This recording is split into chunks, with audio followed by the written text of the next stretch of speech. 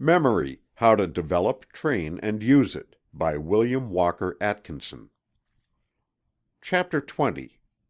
General Instructions. In this chapter we shall call your attention to certain of the general principles already mentioned in the preceding chapters, for the purpose of further impressing them upon your mind, and in order that you may be able to think of and to consider them independent of the details of the special phases of memory. This chapter may be considered in the nature of a general review of certain fundamental principles mentioned in the body of the work. Point 1. Give to the things that you wish to memorize as great a degree of concentrated attention as possible. We have explained the reason for this advice in many places in the book. The degree of concentrated attention bestowed upon the object under consideration determines the strength, clearness, and depth of the impression received and stored away in the subconsciousness. The character of these stored away impressions determines the degree of ease in remembrance and recollection. Point 2. In considering an object to be memorized, endeavor to obtain the impressions through as many faculties and senses as possible. The reason for this advice should be apparent to you, if you have carefully read the preceding chapters.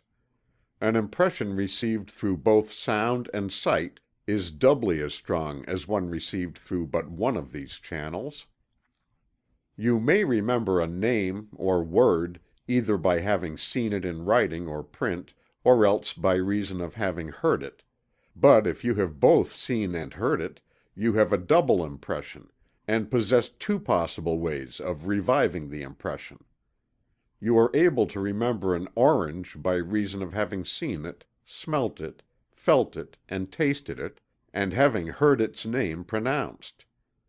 Endeavor to know a thing from as many sense impressions as possible.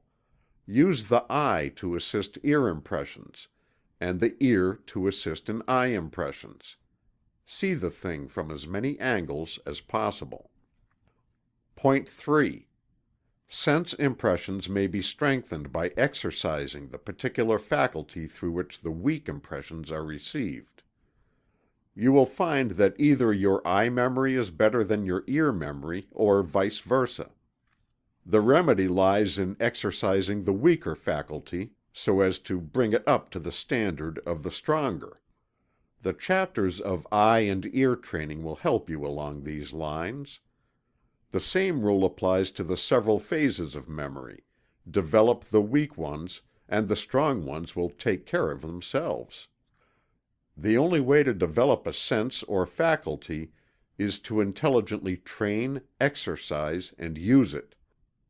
Use, exercise, and practice will work miracles in this direction. Point 4. Make your first impression strong and firm enough to serve as a basis for subsequent ones. Get into the habit of fixing a clear, strong impression of a thing to be considered from the first. Otherwise, you are trying to build up a large structure upon a poor foundation. Each time you revive an impression, you deepen it, but if you have only a dim impression to begin with, the deepened impressions will not include details omitted in the first one. It is like taking a good sharp negative of a picture that you intend to enlarge afterward. The details lacking in the small picture will not appear in the enlargement, but those that do appear in the small one will be enlarged with the picture. Point 5. Revive your impressions frequently, and thus deepen them. You will know more of a picture by seeing it a few minutes every day for a week than you would by spending several hours before it at one time. So it is with the memory. By recalling an impression a number of times, you fix it indelibly in your mind in such a way that it may be readily found when needed. Such impressions are like favorite tools which you need every little while. They are not apt to be mislaid as are those which are but seldom used. Use your imagination in going over a thing that you wish to remember.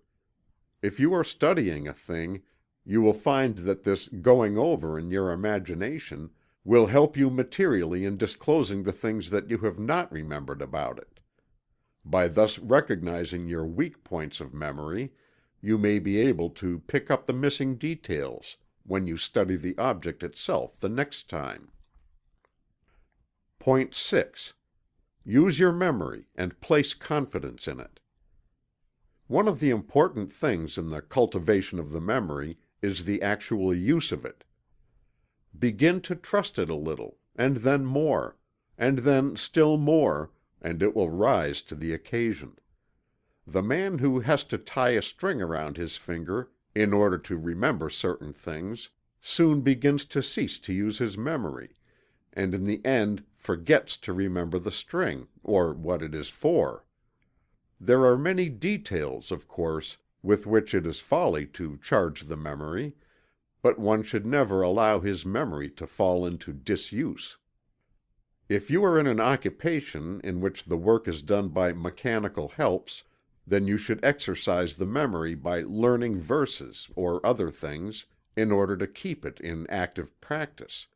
Do not allow your memory to atrophy. Point 7. Establish as many associations for an impression as possible. If you have studied the preceding chapters, you will recognize the value of this point. Association is memory's method of indexing and cross-indexing. Each association renders it easier to remember or recollect the thing. Each association gives you another string to your mental bow. Endeavor to associate a new bit of knowledge with something already known by and familiar to you. In this way, to avoid the danger of having the thing isolated and alone in your mind, without a label or index number and name, connect your object or thought to be remembered with other objects or thoughts by the association of contiguity in space and time, and by relationship of kind, resemblance, or oppositeness. Sometimes the latter is very useful, as in the case of the man who said that "Smith reminds me so much of Brown, he's so different." You will often be able to remember a thing by remembering something else that happened at the same place, or about the same time. These things give you the loose ends of recollection whereby you may unwind the ball of memory. In the same way, one is often able to recollect names by slowly running over the alphabet with a pencil until the sight of the capital first letter of the name brings the memory of those following it. This, however, only when the name has previously been memorized by sight. In the same way, the first few notes of a musical selection will enable you to remember the whole air, or the first words of a sentence, the entire speech or selection following it. In trying to remember a thing which has escaped you, you will find it helpful to think of something associated with that thing, even remotely. A little practice will enable you to recollect the thing along the lines of the faintest association or clue. Some men are adept memory detectives, following this plan. The loose end in memory is all the expert requires. Any associations furnish these loose ends. An interesting and important fact to remember in this connection is that if you have some one thing that tends to escape your memory, you may counteract the trouble by noting the associated things that have previously served to bring it into mind with you. The associated thing, once noted, may thereafter be used as a loose end with which to unwind the elusive fact or impression. This idea of association is quite fascinating when you begin to employ it in your memory exercises and work. And you will find many little methods of using it. But always use natural association, and avoid the temptation of endeavoring to tie your memory up with the red tape of the artificial systems. Point 8. Group your impressions. This is but a form of association, but is very important. If you can arrange your bits of knowledge and fact into logical groups, you will always be master of your subject. By associating your knowledge with other knowledge along the same general lines, both by resemblances and by opposites, you will be able to find what you need just when you need it. Napoleon Bonaparte had a mind trained along these lines. He said that his memory was like a large case of small drawers and pigeonholes, in which he filed his information according to its kind. In order to do this, he used the methods mentioned in this book of comparing the new thing with the old ones, and then deciding into which group it naturally fitted. This is largely a matter of practice and knack, but it may be acquired by a little thought and care, aided by practice. And it will repay one well for the trouble in acquiring it.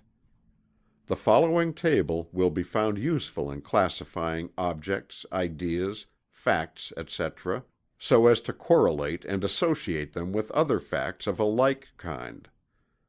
The table is to be used in the line of questions addressed to oneself regarding the thing under consideration.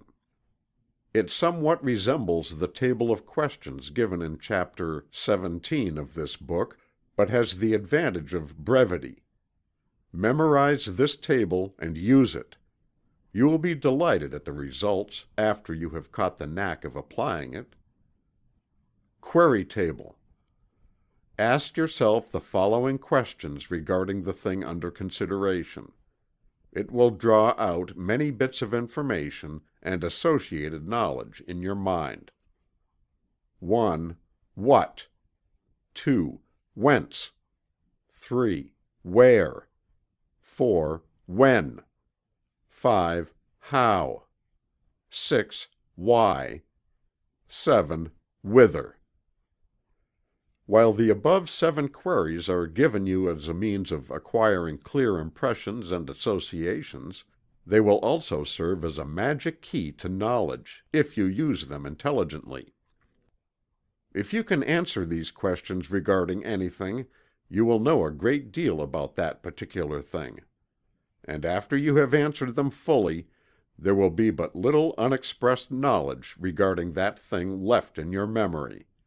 Try them on one thing. You cannot understand them otherwise, unless you have a very good imagination. Fini. End of Chapter 20.